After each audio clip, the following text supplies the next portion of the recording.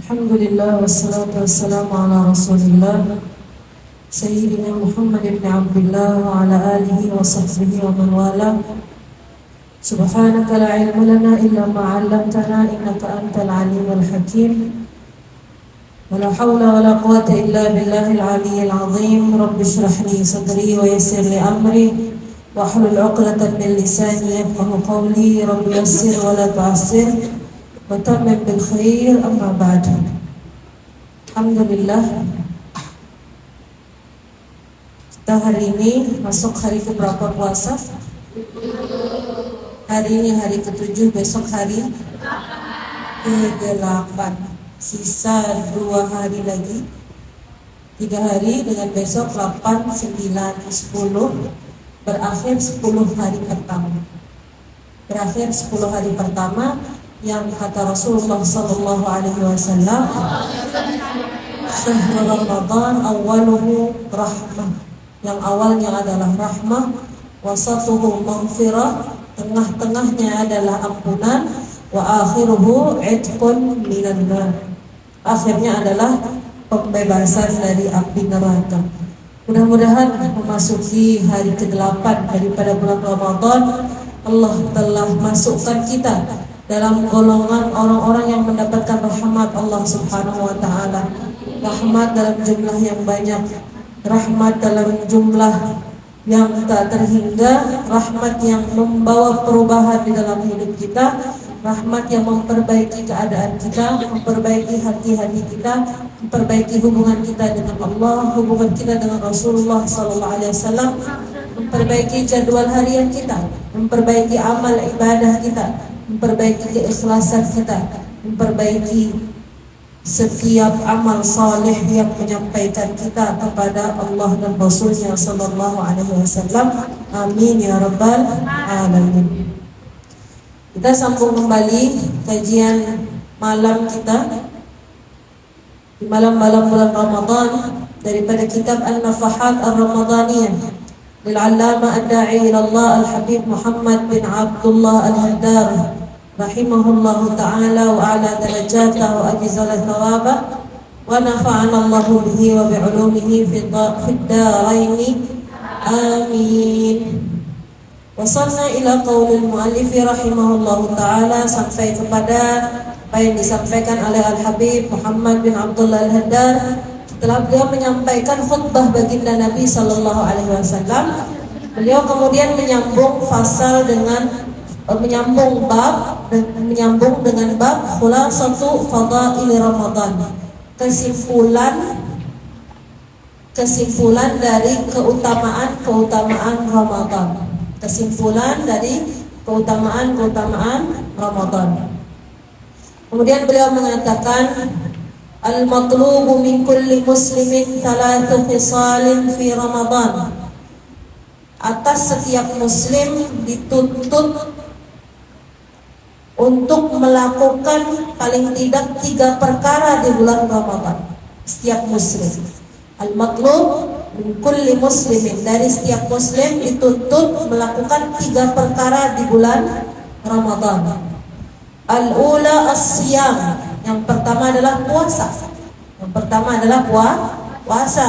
Ramadan juga dinamakan sebagai syahrus siyam, syahrus sabar, bulan berpuasa, bulan bersabar menahan hawa nafsu. Wa huwa fi Ramadan fardun ala kulli muslimin balighin aqilin mutiqin muqim. Puasa di bulan Ramadan itu hukumnya fardu ain. Fardu ain, bukan fardu kifayah. Hukumnya apa? Fardu ain. Fardu ain itu Allah wajibkan atas setiap kepala, setiap satu daripada yang beragama Islam. Setiap satu yang beragama Islam. Jadi wajib itu ada 2 jenis, fardu ain dengan fardu kifayah. Fardu ain yang dituntut adalah orangnya. Sedangkan fardu kifayah yang dituntut adalah amalnya, perbuatannya.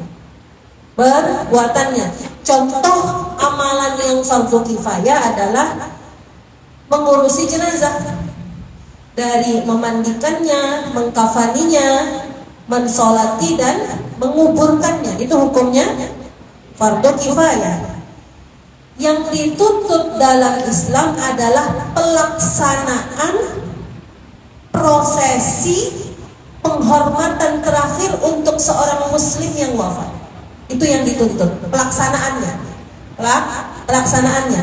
Maka ketika sudah ada sekelompok kaum muslimin, entah 2, 3 daripada kaum muslimin melaksanakan pelaksanaan tersebut, memandikan, mengkafani, mensolati dan menguburkan, maka gugurlah kewajiban dari seluruh kaum muslimin yang ada di kota tersebut. Maka yang dituntut apa? Pelaksanaannya. Yang penting ada yang melaksanakan. Yang penting ada yang melaksanakan, maka gugur kewajiban. Namun apabila tidak ada satupun dari kaum muslimin yang melaksanakan kewajiban fardu kifayah atas seorang muslim yang wafat tersebut, maka berdosa seluruh kota, seluruh kampung, bahkan seluruh negeri. Dosanya dosa meninggalkan fardu. Dosanya adalah dosa meninggalkan fardu, karena perkara yang fardu itu adalah sesuatu yang berpahala apabila dikerjakan dan berdosa apabila ditinggalkan. Adapun fardu ain adalah perkara yang Allah wajibkan atas setiap orang. Jadi yang dituntut bukan pekerjaannya aja, bukan pelaksanaannya aja, tapi orangnya. Setiap satu daripada kepala orang mukmin muslim itu dituntut untuk melaksanakan. Maka puasa Ramadan adalah salah satu daripada rukun Islam. Arkanul Islam khamsa, ada 5 apa saja? Syahadatu an la ilaha illallah wa anna Muhammadar Rasulullah, wa iqamus salah, wa ita'uz zakah, wa shaumi Ramadan, wa hajjul bait in istata'a ilaihi sabila. Ini adalah salah satu daripada rukun Islam. Apabila ada seseorang tidak mau berpuasa di siang hari bulan Ramadan dan dia muslim, apa yang harus kita lakukan? Wajib ke atas pemimpin wilayah tersebut atau pemimpin dari warga di kampung tersebut untuk satu, menasehatinya. Kalau ternyata dinasehati tidak mau mendengar, maka apa yang harus dilakukan? Dia harus dikurung. Dikurung bagaimana? Seakan-akan bahasanya di penjara. Dikurung dengan diberi makan di waktu sahur dan diberi makan di waktu berbuka sepanjang malam. Dari waktu sahur, dari waktu subuh sampai waktu terbenam matahari tidak diberi makan. Ini daripada kalau pemimpinnya adalah orang Islam. Kita hari ini berada di Indonesia, di negara bukan negara Islam. Bukan negara Islam, walaupun warganya adalah warga Islam, Muslim paling banyak sedunia. Tapi Indonesia bukan negara Islam. Indonesia bahasanya negara apa? Nasional, nasionalis atau NKRI atau Bhinneka Tunggal Ika, betul? Tapi Islam, Indonesia bukan negara Islam. Hanya saja warganya adalah paling banyak beragama Islam, paling banyak beragama Islam. Maka pemimpin di Indonesia bukan berpegang pada syariat Islam, bukan berpegang pada syariat Islam, sehingga urusan beragama itu jadi urusan pribadi masing-masing, tidak diurusi oleh pemerintah. Padahal di dalam khilafatul Islam, di dalam pemerintahan Islam di zamannya Sayyidina Ali, Sayyidina Abu Bakar, Sayyidina Umar, Sayyidina Uthman, itu urusan agama diurusi sama pemerintah. Siapa yang menjadi imam, siapa yang menjadi guru, berapa gajinya guru, siapa yang ngajari Quran, urusan kurikulum belajarnya bagaimana, itu diurusi sama pemerintah. Diurusi sama pemerintah. Maka hari ini orang bilang beda, pisahkan. Pisahkan antara urusan agama dengan urusan kehidupan, karena mereka bilang agama itu urusan pribadi. Padahal tidak. Agama itu juga tanggung jawab satu orang tua untuk anak-anaknya, suami untuk istri dan anak-anaknya, juga seorang guru atas murid-muridnya, juga seorang pemimpin atas rakyatnya, seorang ulama atas para pecinta dan juga pengikutnya. Itu tanggung jawab. Allah akan bertanya pada setiap mas'ul yang diberi tanggung jawab. Maka puasa Ramadan itu hukumnya fardu ain. Ke atas siapa? Ala kulli muslimin, atas setiap muslim. Maka tidak wajib bagi orang kafir. Tidak wajib bagi orang kafir. Kemudian baligh, yang sudah baligh. Usia baligh berapa? Bagi perempuan usia baligh kalau dia haid pada usia 9 tahun. Ada usia 9 tahun. Kalau 9 tahun kurang bagaimana Ustazah? 9 tahun kurang berapa? 9 tahun kurang berapa? Kalau 9 tahun kurang sekitar 15 harian, kurang 14 hari, bentar lagi 9 tahun, maka sudah masuk 9 tahun. Dan kalau dia haid di usia tersebut sudah dihukumi baligh. Baik, paham? Usia 9 tahun. Yang pondok di sini rata-rata usia berapa pertama kali masuk? 12. Berarti sudah pada haid belum pas masuk sini? Ada yang belum, ada yang belum, ada yang sudah. Usia 9 tahun anak perempuan kalau haid dia sudah dinamakan baligh. Kalau pas usia 9 tahun belum baligh Ustazah, 12 tahun belum baligh, 13 tahun belum baligh, sampai 15 tahun belum baligh juga nggak ada. Maksudnya bukan maaf belum baligh, belum haid, belum haid. 15 tahun belum haid, maka balighnya dengan usia 15 tahun. Dengan sampainya dia pada usia 15 tahun sudah dianggap baligh. Jadi orang yang haid itu udah keburu baligh keluar sebelum usia 15 tahun. Seandainya nggak haid-haid, mendingan kita agak munduran dikit baliknya gitu ya. Usia 15 tahun. Ala kulli muslimin baligh. Perempuan, anak perempuan baligh dengan apa? Dengan haid usia 9 tahun, atau kalau tidak haid dengan usia 15 tahun. Kemudian akil, berakal. Jadi kalau tidak baligh tidak wajib puasa, tidak wajib puasa. Kalau belum baligh tidak wajib puasa. Zahra sudah baligh belum? Belum. Zahra belum baligh, dia masih anak kecil, usianya baru 8 tahun. Usianya baru 8, masuk 8 tahun belum? Atau nanti dia bulan Juli 8 tahun? 8 tahun ya? Atau mau 9 tahun bulan 2002 tahun ini? Pak Sallallahu alaihi Nabi Muhammad. Kalau di bawah 9 tahun maka masih disebut anak-anak dan belum baligh. Tidak wajib puasa, tapi sudah boleh latihan. Latihan puasa buat anak kecil dari usia kapan? 7 tahun. Dari usia 7 tahun sudah mulai diajak, sudah mulai dikenalin sama puasa, sudah mulai dikenalin sama sahur dan lain-lain. Itu mulai usia 7 tahun. Tahu dari 7 tahun sekedar buat suasana aja, tapi tidak kita paksa. Bukan kata 7 tahun tuh belum kita paksa, lebih pada ajakan dan ajakan. Kalau ternyata dia batal, ya udah tinggal disambung lagi. Jangan diingetin, jangan makan, nggak boleh. Habis itu kalau ternyata mampunya cuma sampai zuhur, nggak apa-apa makan. Habis itu nanti sambung lagi. Pokoknya usia 7 tahunan itu masih latihan. 8 tahun masih latihan, hatta 9 tahun pun masih latihan. Nggak masalah. Tapi kalau sudah baligh, maka di sini kamu sudah menanggung semua dosa dan mendapatkan pahala atas setiap amal soleh yang kamu lakukan. Paham? Usia baligh. Kemudian aqil, berakal. Maka tidak wajib puasa orang yang gila, orang yang koma, orang yang tidak sadar, itu tidak wajib puasa. Kemudian mutin, mampu,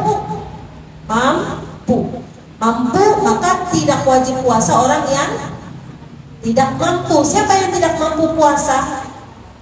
Orang yang sakit. itu tidak mampu puasa. Begitu juga orang yang tua, mungkin tidak mampu puasa. Orang yang sakit dan orang yang sudah tua, kemudian mungkin sedang tidak musafir, sedang berada di dalam negeri, tidak bepergian, maka boleh bagi orang yang sedang bepergian musafir untuk tidak puasa. Tapi di dalam mazhab Imam Syafi'i, dan ini jadi bekal buat kamu semua nanti pas perpulangan, bahwa kita ketika bepergian, ketika musafir itu disyaratkan kalau kita tidak ingin puasa atau ingin tidak puasa di siang hari bulan Ramadan karena kita sedang musafir, disyaratkan musafirnya atau dia sudah memulai perjalanan, sudah keluar dari rumah sebelum waktu subuh. Itu syaratnya. Kalau dia mau tidak puasa ketika sedang bermusafir, maka disyaratkan safarnya sudah dia mulai dari sebelum subuh. Jadi keluar dari rumah jam 4 atau setengah 5 itu sudah keluar. Maka dari pagi boleh tidak puasa. Boleh tidak puasa.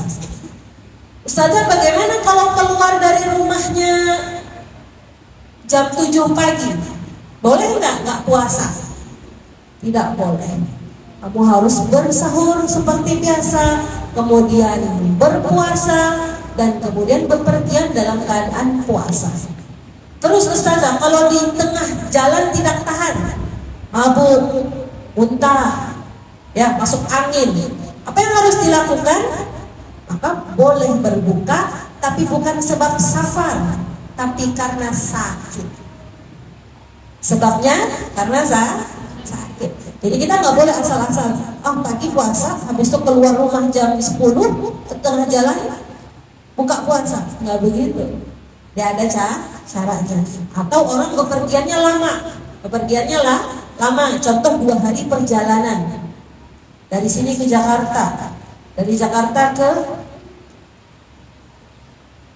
sini ke Jakarta malam, siang sampai sore sampai Jakarta malam. Besoknya pagi atau besoknya kan di Jakarta nginep semalam, besoknya lanjut ke insyaallah ke Saudi Arabia untuk umrah dan haji. Amin. Ini mampir ke Jakarta, transit 1 malam, besoknya pergi ke Mekah Mukarramah naik pesawat. Nah, itu berarti kamu sudah bepergian dari kemarin. Semalaman dalam perjalanan, transit kan perjalanan juga. Maka besok dari pagi nggak puasa nggak apa-apa karena sedang dalam keadaan musafir. Mafhum? Maka orang yang wajib puasa adalah 1 muslim, 2 baligh, 3 akil, 4 mutin. Apa arti mutin? Mampu. 5 mukim artinya tidak bepergian atau sedang berdiam di negaranya. Wa ma'na siyam, makna arti daripada puasa adalah al-imsaku 'anit ta'ami wasyarab, menahan diri dari makan dan minum, wa ma yadkhulu ilal jawf, dan apa yang masuk pada rongga atau lubang di badan. Di badan kita ada 5 lubang. Coba sebutkan. 2 hidung. Satu-satu aja. 1 hidung, 2 telinga, 3 mulut, 4 pusat fubul, 2 apalagi 5 dubur. Itu lubang di badan. Ketika kita puasa, kita menahan diri dari makan, dari minum, dan dari masuknya benda-benda ke dalam 5 lubang yang ada di badan kita. Ke dalam 5 lubang yang ada di badan. Maka setulan nahar, sepanjang siang sepanjang siang, yaitu dari terbit fajar sampai terbenam matahari. Jangan salah, jangan dari terbit matahari. Terbit matahari itu udah isyraq, ya. Terbit matahari udah isyraq. Waktu puasa dari terbit fajar sampai terbenam matahari. Maka ketika kita berpuasa tidak boleh makan karena mulut adalah lubang. Ketika kita puasa kita tidak boleh, contoh dulu pas zaman Covid ada apa itu namanya, swab, yang masukin kayak alat panjang ke dalam hidung, masuk sampai ke sini, itu membatalkan puasa. Atau juga kayak menyemprotkan, orang yang biasanya ada sakit asma, itu ada kayak semprotan untuk membuka aliran nafas dia, dimasukkan ke dalam hidung kemudian disemprot masuk ke dalam, itu juga membatalkan puasa. Terus gimana Ustazah, nggak boleh ngupil? Kira-kira boleh nggak? Boleh.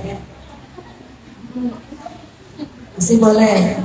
Karena yang nggak boleh itu adalah sampai ke lubang kecil di dalam hidung kita. Yang tidak boleh adalah sampai ke lubang kecil dalam hidung. Masih di sini lubang yang besar di bawah sini itu masih nggak apa-apa. Seperti mulut kita, Kalau masih di gigi, masih di lidah, batal apa tidak? Belum. Tapi kalau sudah sampai ke tenggorokan, batal. Seperti itu. Begitu juga dengan hidung. Ada area yang lubang besar, ada area yang lubang kecil. Di mulut ada yang besar, ada yang masuk ke tenggorokan.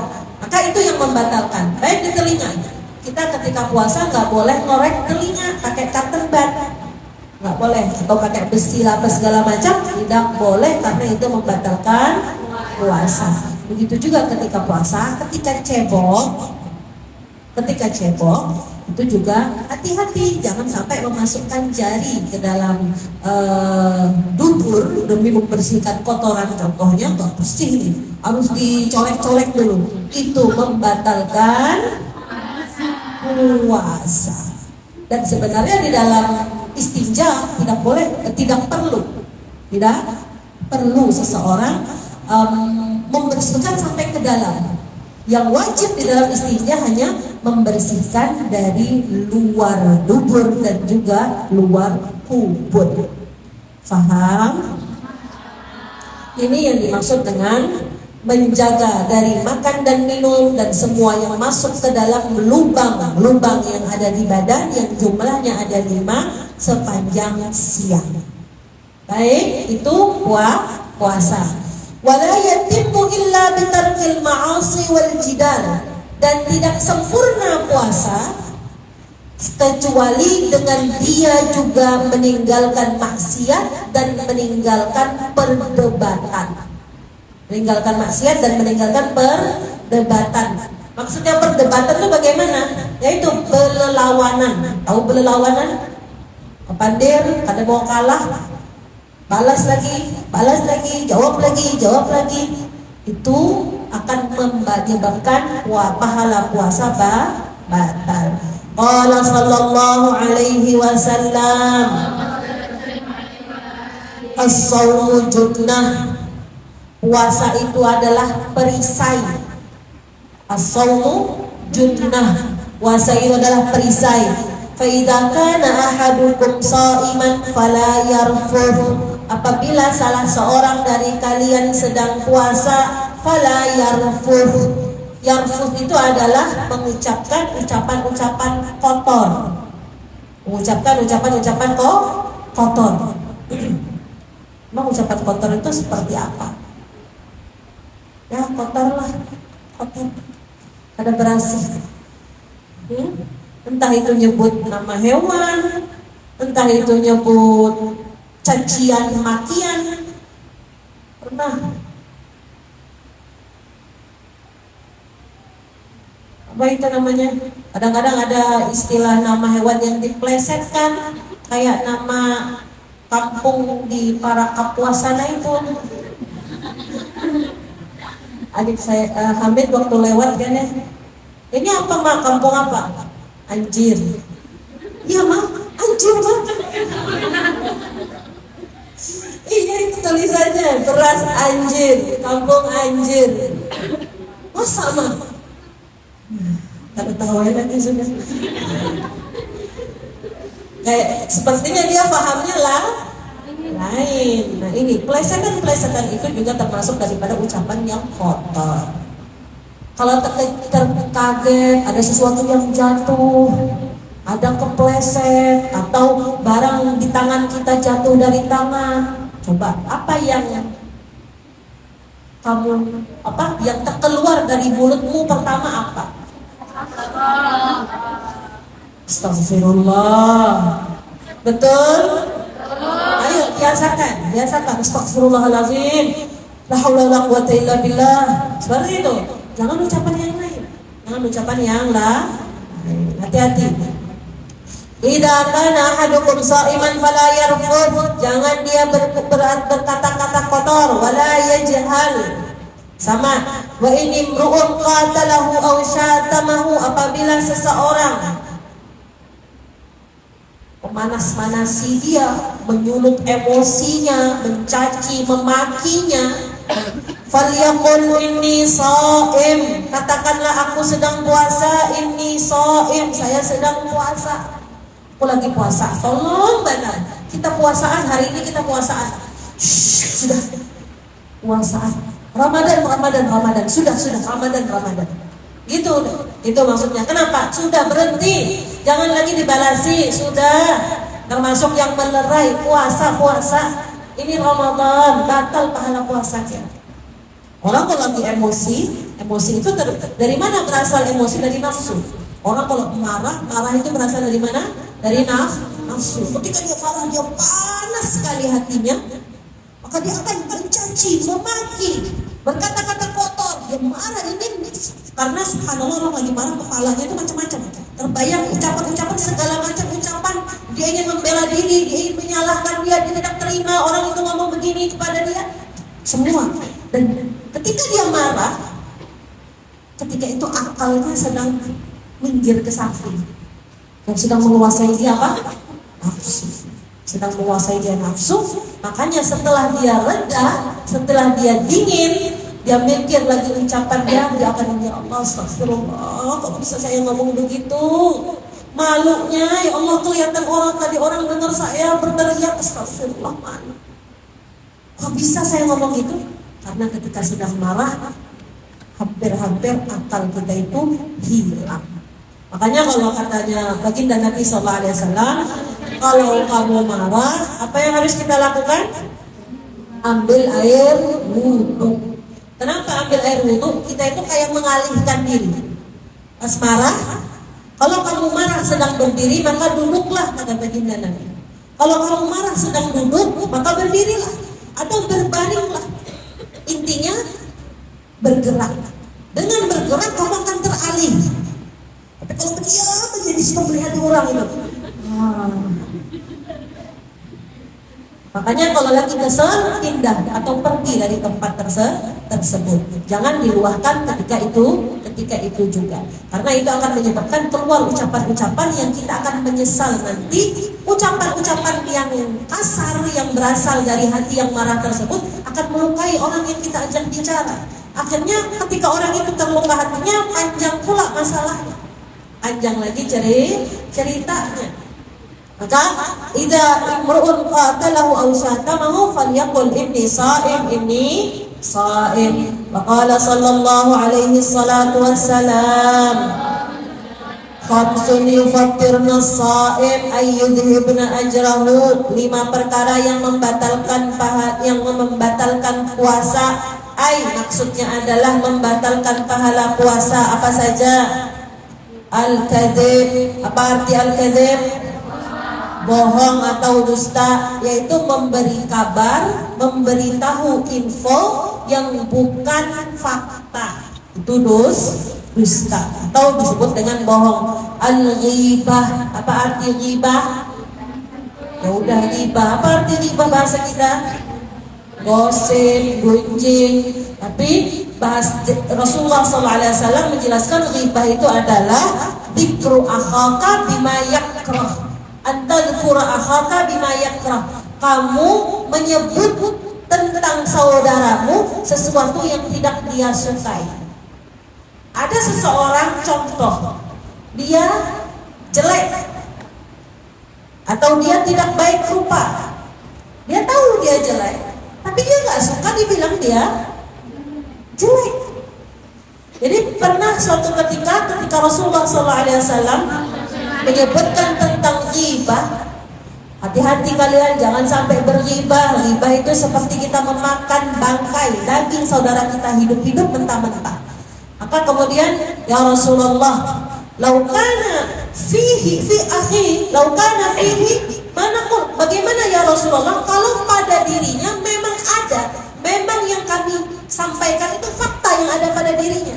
Entah dianya emang gelap, emang orangnya pincang contohnya, atau emang orangnya kalau ngomong gagap, atau orangnya tapi dia tidak suka. Dia tidak suka ketika kita menyebut hal tersebut walaupun dia tahu, tahu. Maka itu disebut dengan ghibah. Kata baginda Nabi SAW, kalau kamu menyebutkan sesuatu tentang saudaramu yang tidak ada pada dirinya, faqad bahattah, kamu telah menfitnahnya. Besar lagi dosanya, lebih besar lah. Al-ghibah, an-namimah. Apa arti namimah? Bahasanya kita biasanya mengadu domba, tapi lebih tepatnya memindahkan atau menyampaikan cerita keburukan orang lain dengan niat menyebabkan permusuhan atau fitnah. Kemudian yang keempat adalah al-yaminul kadhibah, sumpah palsu. Dan yang kelima an-nadharu bisyahwah, memandang dengan syahwat. Wa kullu hadhihi sifat, semua sifat-sifat ini menjadi sebab masuknya seseorang ke dalam neraka, wal iyadu billah. Mudah-mudahan Allah Subhanahu wa taala melindungi kita semua daripada sifat-sifat yang buruk yang menyebabkan pahala-pahala puasa kita terbakar disebabkan perbuatan-perbuatan buruk kita. Dan mudah-mudahan Allah Subhanahu wa taala memberi kita taufik untuk menjaga anggota badan kita daripada maksiat, menjaga lisan kita daripada berucap ucapan-ucapan yang kotor, menjadikan kita orang-orang yang berpuasa dengan sebenar-benar puasa, yang qiyam dengan sebenar-benar qiyam. Dan mudah-mudahan Allah Subhanahu wa taala menerima daripada kita semua setiap amal saleh. Rabbana taqabbal minna innaka antas samiul alim wa tub alaina innaka antat tawwabur rahim. Rabbana taqabbal minna innaka antas samiul alim wa tub alaina innaka antat tawwabur rahim. Rabbana taqabbal minna innaka antas samiul alim wa tub alaina innaka antat tawwabur rahim. Wa sallallahu ala sayyidina Muhammad wa ala alihi wa sahbihi wa sallam ala hadhihi niyyah wa kulli niyyatin salihah jami'ah syamilah wa ila hadratin nabi sayyidina Muhammad sallallahu alaihi wa sahbihi wasallam. Al-Fatihah.